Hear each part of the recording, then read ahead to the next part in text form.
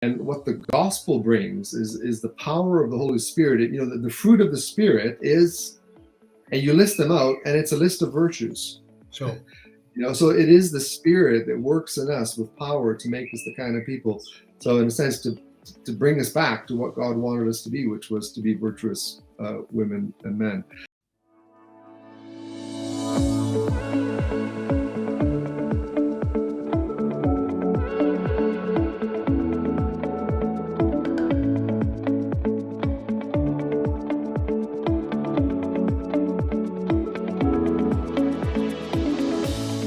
Welcome to this YouTube conversation.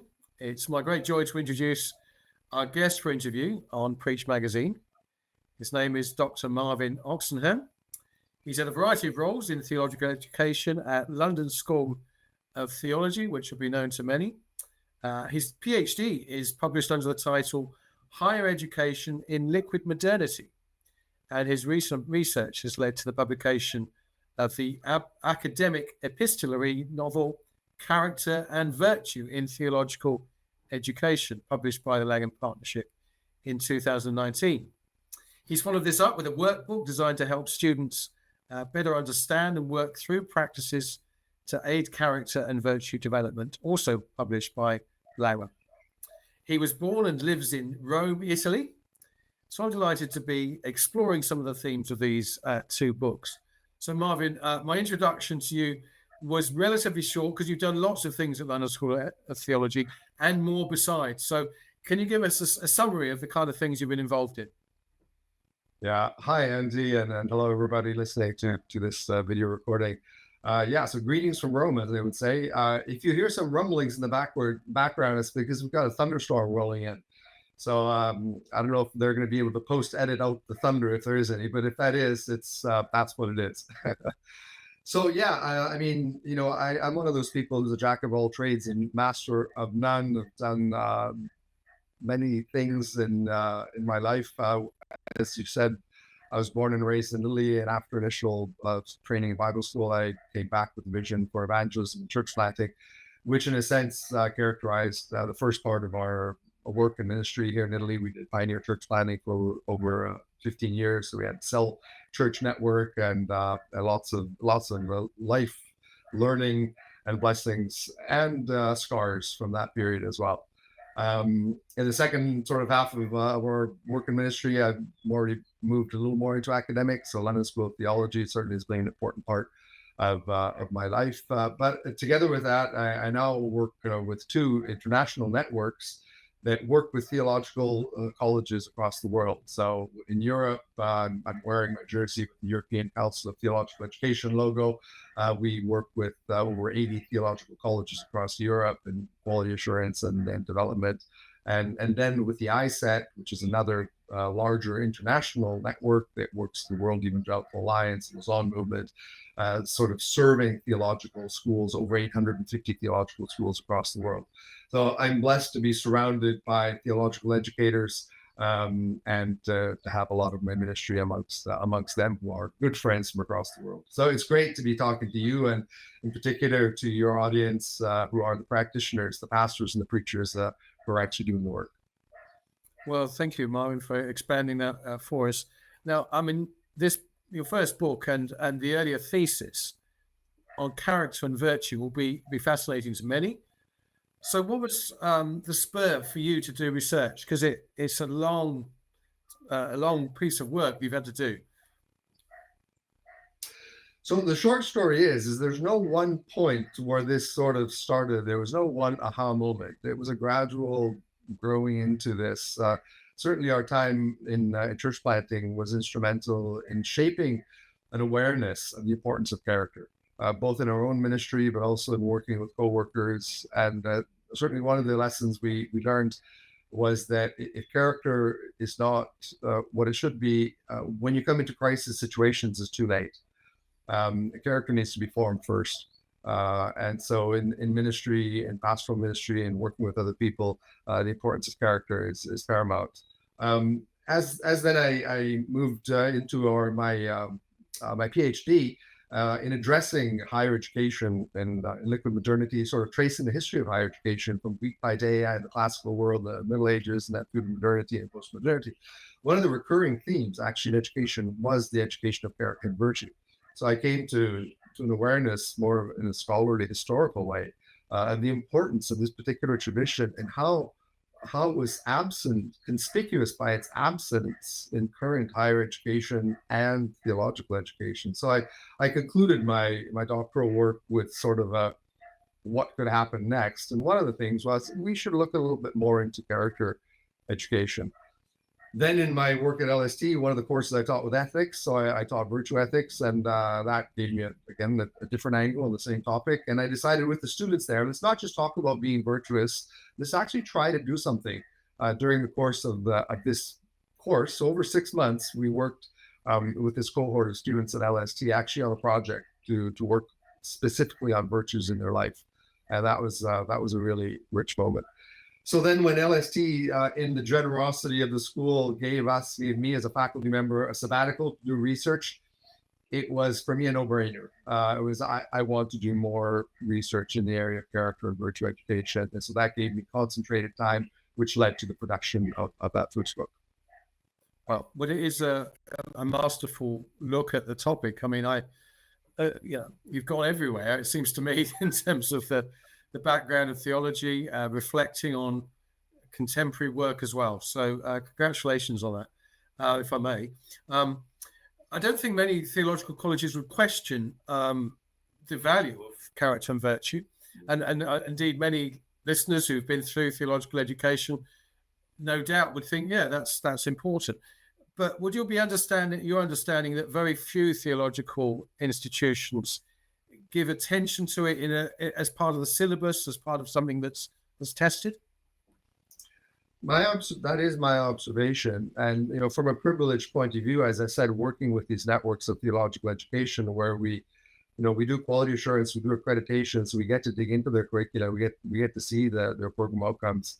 And certainly there is a lot of, there's a passion and there's a vision, a growing, I would say, passion and vision for a language around character and virtue education. Although I must say it is often confused with spiritual formation, which gets even more press, especially recently. And in my book, I argue that spiritual formation and character and virtue education are close cousins and they overlap, but they are distinct traditions.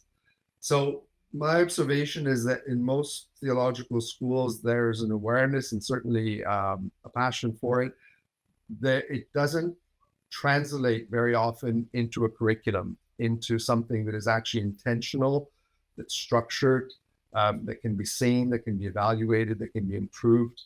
And so it sort of remains in the realm of good intentions. But part of the issue is also that the tools aren't there. Most theological educators themselves, they come from a tradition of theological education that is very focused on academics.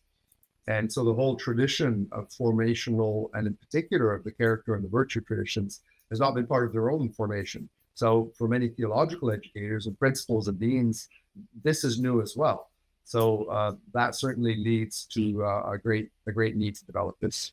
And in your first book, you use this kind of series of letters between someone setting up a theological education or institute and their mentor, if you like, or certainly advisor, which presumably is kind of like yourself, perhaps, as a way of getting into that. I thought it worked really well. I was kind of sad in the end when the spoiler alert, the guy died. Yeah, don't spoil it now. Don't tell. Yeah, it was an audacious experiment, and it was great that my publishers were willing to go with me with that, because usually, you write an academic monograph and, it's got its style, it's got its genre, and certainly it is an academic monograph, with 1,000 footnotes and 300 books in the bibliography. It is an academic piece of work. But the style of an epistolary novel, and I don't dare say, screw tape letter type, because I wouldn't darken the shadow of C.S. Lewis. Yeah, but it is a conversation between people. And to me, that actually helped, in a sense, imagine more in reality what this could actually look like, what the real struggles could be, what the real questions could be, And so it helped me, and hopefully, I mean, if you say it was successful, I'm glad. But that was it. Was all the intent was also to keep the chapters really short. If you notice, they're like, each chapter is like 4 to 5 pages. It was meant for very, very busy people who, maybe are tired at the end of the day. They can read 4 or 5 pages, maybe not 15. So that was part of the show. Okay. So Marvin, as you do in the book, we need to define things a little bit, particularly for listeners, because the word virtue has some mixed connotations. We talk about virtue signaling, certainly in the UK, presumably in Rome as equivalent or whatever. So if I may, I'd like to quote from the book the ways you classify virtue in ancient and modern times. You've got cardinal virtues of prudence, justice, fortitude, and temperance. The Christian virtues of faith, hope, and love. Moral virtues such as kindness, compassion, and generosity. Civic virtues such as decency, loyalty, and diligence. Intellectual virtues such as attentiveness, open-mindedness, and curiosity. And the foundational virtues such as prudence, constancy, and love. So my question is, you believe a curriculum could be developed alongside theological education that will enable these virtues to be sought, caught, and taught, as you put it in the book. It's a wonderful dream or a wonderful vision.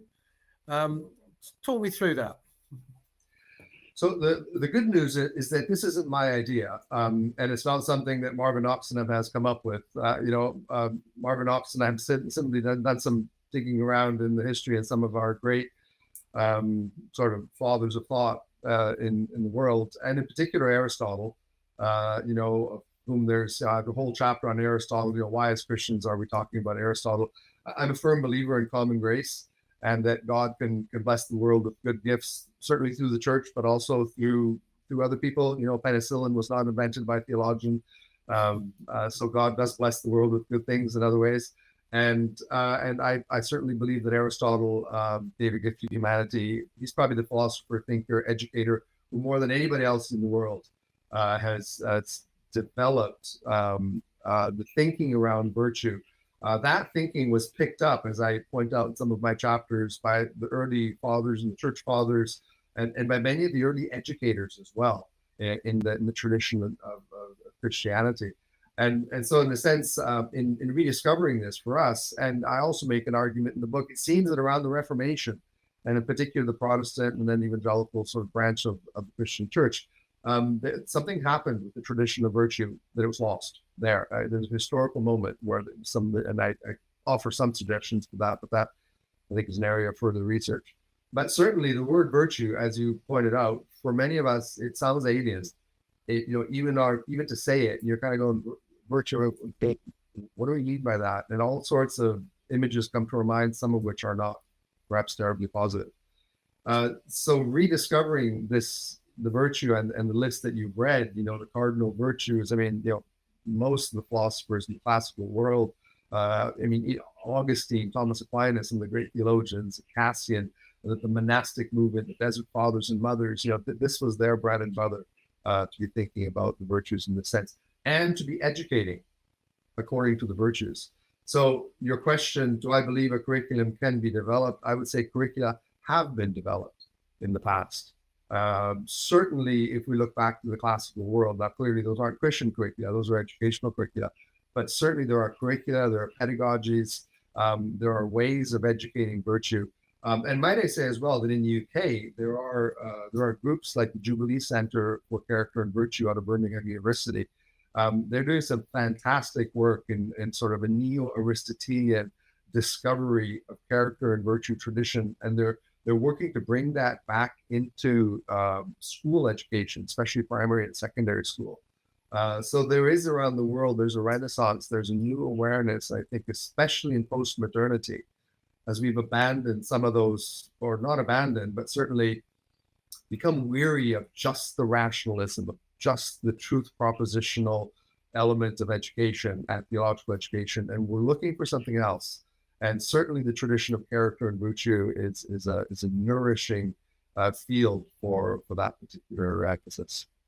Yeah, and you made clear in the book, of course, that the things that we take for granted, our democracy, depends upon so many of these virtues. Yes. And it remains to be seen, of course, whether the kind of reducing of Christian values within, even in any sense in society, will lead to almost an ungovernable society. Well, yes, our constitutions are firmly rooted in virtues. Our legal and systems are rooted in virtue. Our civic expectations of each other are rooted in the virtues. We simply don't have the language anymore. We maybe couldn't name them, but if you just dig a little deeper under the surface, they're quite easily found. It's interesting you mentioned the word values. I do mention some of that in my book. We've sort of opted, instead of the word virtue, which can be seen as cumbersome, and I think beneficially so. We've opted for the word values, which is much more neutral, much more subjective, much more sort of liberal in thinking, that you can say, well, I've got my own values, and we clarify those values, and then everybody sets up their own, leading to a relativistic society, which is not always the best thing for a society, and certainly not the church. So the virtue tradition is much more objective, is much more concrete. You speak about, courage, and you speak about mercy and works of mercy and humility. Those are very concrete, hard and fast things to shape your character around. Whereas values, in the end, it can just be, I like me, and I'm going to proclaim my values, and that's the end of it. Yep. So the first book was sort of 370 or so pages plus footnotes, and you've produced a follow-up workbook, which might be, I guess, a little bit more accessible for those looking to dive into the virtues, whether they're in a theological institution or just want to put character and virtue into practice in their private life. So talk about that workbook and how it's arranged for us, please, Marvin. So there's two issues with my first book. The first was that it's specifically written for theological educators. So it's written for, there's Italian thunderclap for you. Okay. So the first book is written for theological educators, for those that are in theological education, for the leaders of that, to try to shape and cast and give shape to a new vision. And the second issue was that, being quite a hefty book in terms of content, I realized that for many people that are busy, to actually translate that into something that they actually do in a school may take energies that are not there. So the second book is not a book; it's a workbook. It's a 24-week practical plan that's based on the theory of the first book. That's using all of the sort of scholarly foundations there, but it's much more light touch in terms of that. The footnotes, as you will have seen, have completely thinned out, and that it's got places for you to write in the book, and it's got little quizzes, and it's got a scripture meditation at the end of every week, so it's got biblical engagement. And that book is actually designed for a much broader audience. It can be used in a theological context, so for a course in a theological school, but also non-formal training. If there's pastoral training going on, or sometimes non-formal settings, but even in a church.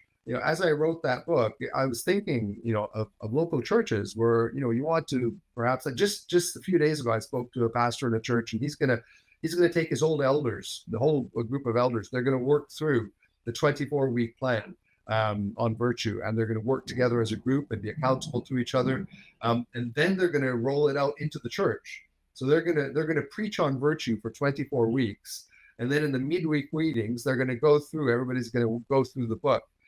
So the church has actually put her on a trajectory of focusing during a year, not just on knowledge about virtue, but actually on doing things. And there's tools, the things that you actually do in the book that are meant to shape your character, not just your head, but actually your character. So hopefully this book will be, again, the title says it, character and virtue in practice. And I'm looking forward to those, maybe even listening to this YouTube video or reading the article, and then that may want to pick it up and then feed back to me and say, Marvin, it was a smashing success, or it was a complete disaster, or probably somewhere in between. So Marvin, in the book, the first book, certainly you talk about the importance of grace within all this, because sometimes the practices, the disciplines come out from a works-based perspective. And you talk about habituation and doing stuff, obviously on a regular basis as a tool, but it's got to be done a different way to. I mean, Jesus talked about the vain practices of the Pharisees, and so you're contrasting your approach with what some people see as a works-based salvation. Good. So that is a loaded question.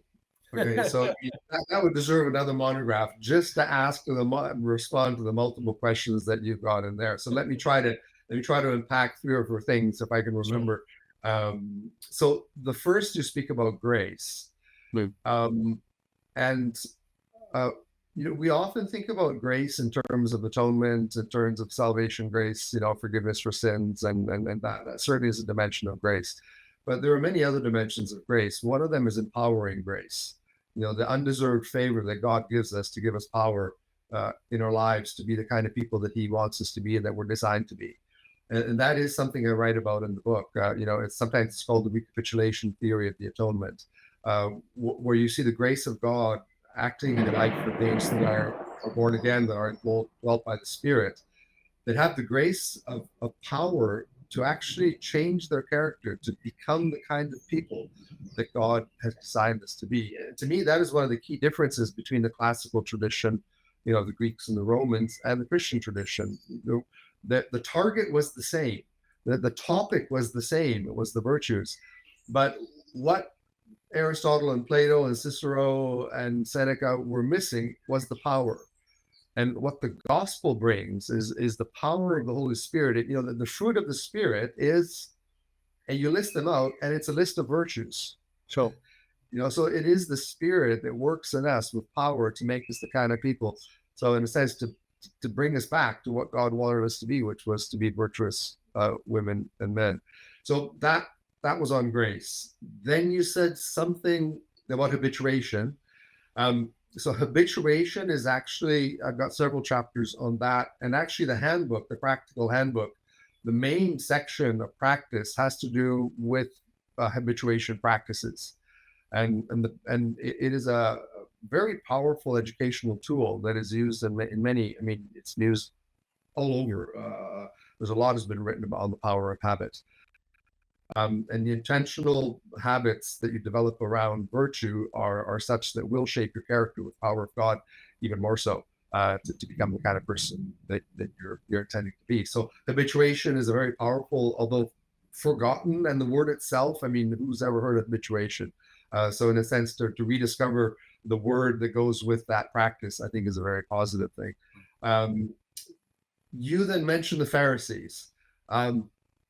That actually gave me a lot to think about before this interview, and I was thinking, actually, the Pharisees, they were repeating these same apparently virtuous actions like tithing, but Jesus calls them vain.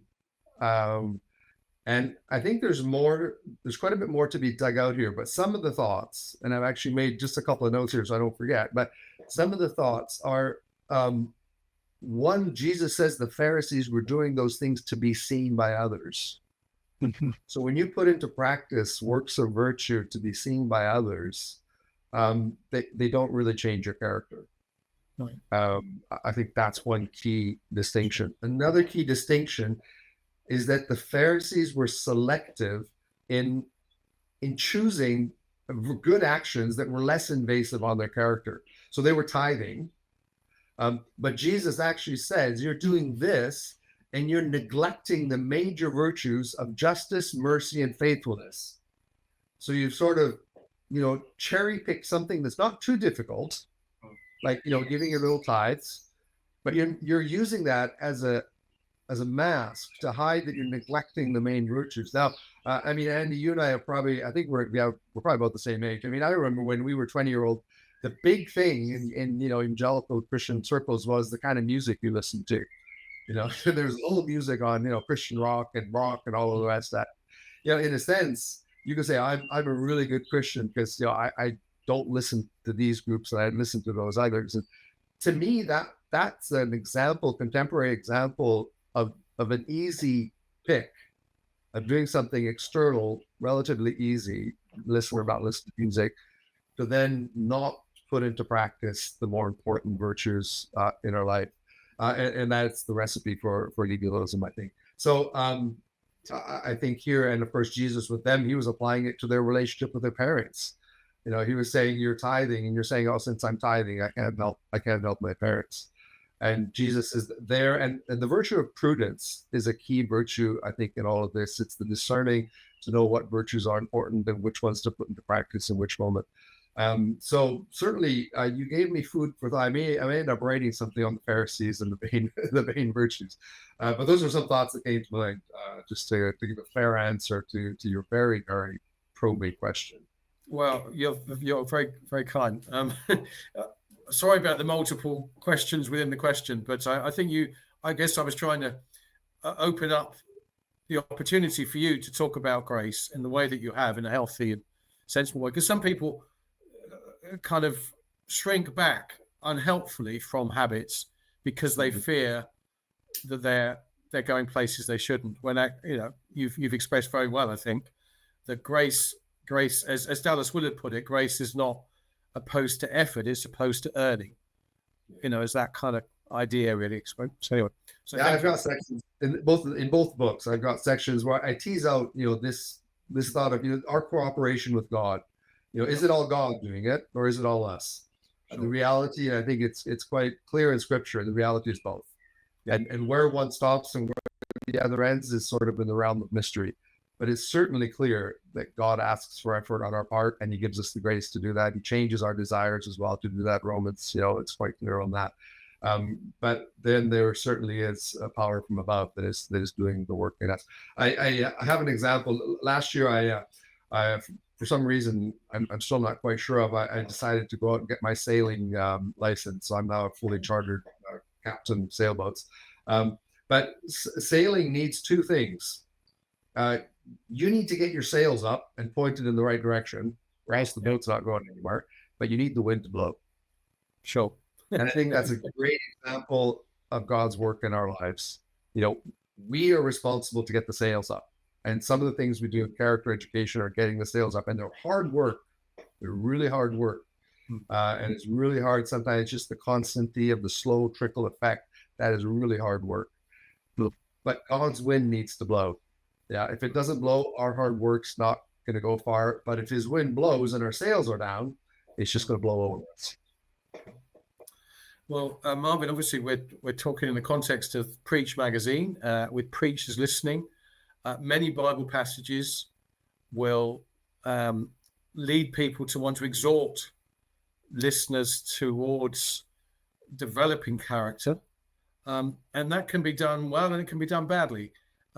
Any thoughts on how preachers preach for character and virtue change? Well, I mean, first of all, let me say, bring on the expository preaching. If you as Preach magazine can encourage our brothers, sisters and brothers to preach expository sermons, tell me where those churches are, where those YouTubers are being streamed, and I'll listen to them.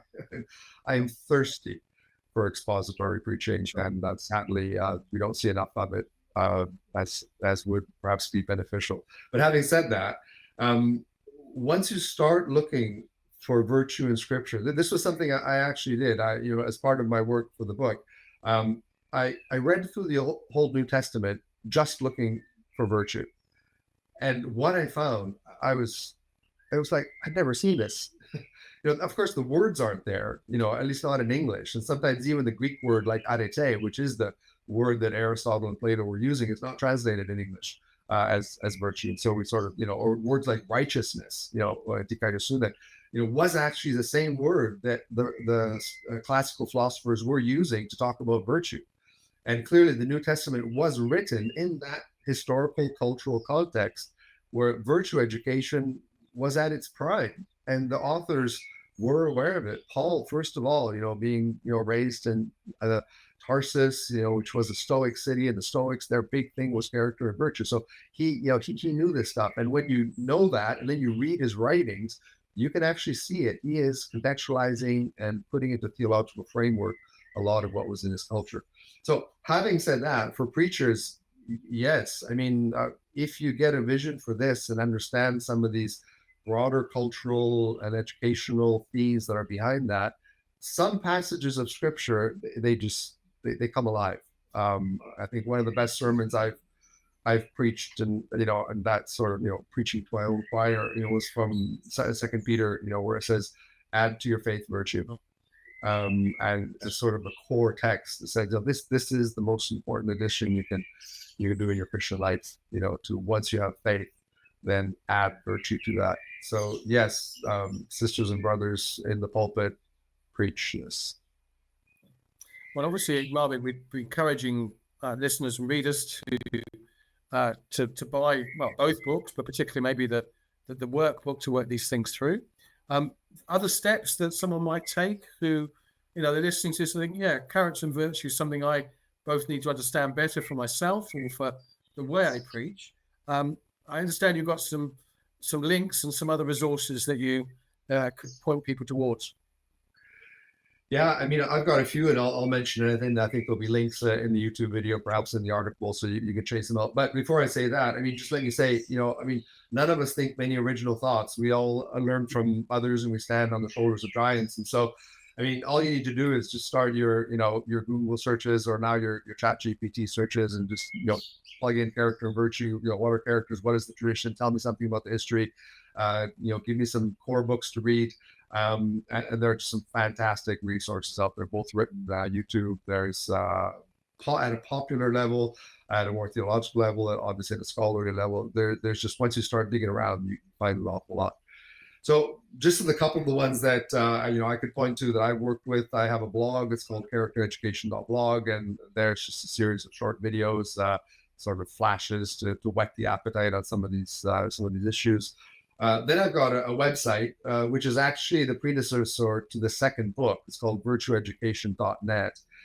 And it contains the 24-week plan that then has been published in the book. Now, the book is more the Christian discipleship version of that website. So the book has, the Bible studies and more of the Christian sort of theologizing around that. The website is a secular version. So it has the same plan. It has a lot of the same principles. It has the virtue test, so you can actually go in there and you can test your virtue with 100 questions, sort of like a personality test. I don't know if you did, Andy, but you come out with a little chart and it says, here's the virtues you're strong in, and here's the ones you maybe need to work on a little more. Okay. So that's freely available on the website, virtueeducation.net.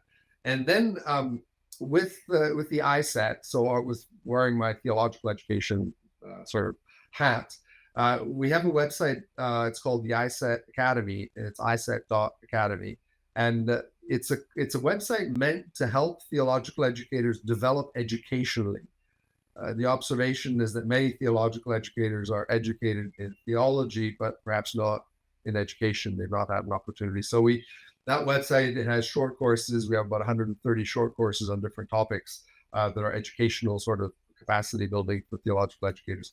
And there's a whole category on character and virtue education. There's maybe 7 or 8 short 2-hour nano courses with videos, resources, exercises, things you can do. And that is also a potential resource. But again, I mean, just explore. Once you start looking, you'll find it all over. Well, Marvin, it's been terrific to chat with you, and thank you for serving the church as you have, narrowing down on this key and important area, and providing resources for people to access it. So thank you so much. Andy, great to chat with you. Thanks for this opportunity. And to the readership and the watchership, I'm not sure if that's the way to say it. Again, greetings from Italy. Thank you. Well, my thanks to Marvin Oxenham. I trust you found our chat valuable. Remember, this interview appears in an abridged form in the autumn 2025 issue of Preach magazine.